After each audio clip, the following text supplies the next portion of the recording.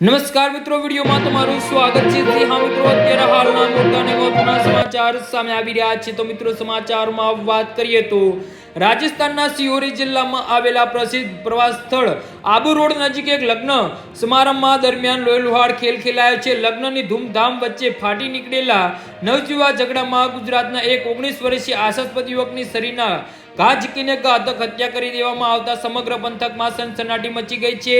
આ સનસનાટીપૂર્ણ બનાવ આબુ રોડ સદર પોલીસ સ્ટેશન વિસ્તારની નીચલાગઢ ચોકી અંતર્ગત આવતા ઉપલેખેસ ગામ સોમવારે મોડી રાત્રે બન્યો હતો અને ઘટનાના પગલે લગ્ન પ્રસંગની ખુશીમાં પલભરમાં માતમમાં ફેરવાઈ ગઈ હતી।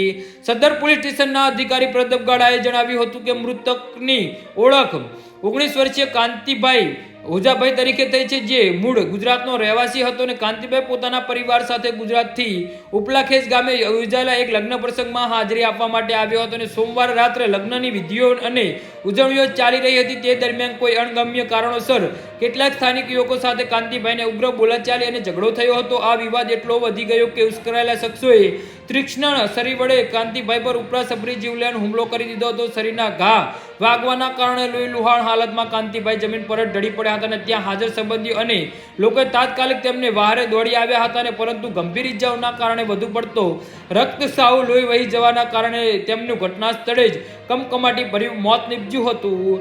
જી હા મિત્રો, તો આના વિશે તમારું શું કહેવું છે તો નીચે અમારી કમેન્ટ બોક્સમાં જરૂરથી જણાવજો અને અમારી યુટ્યુબ ચેનલને સબસ્ક્રાઇબ કરવાની ભૂલતા નહીં। ધન્યવાદ।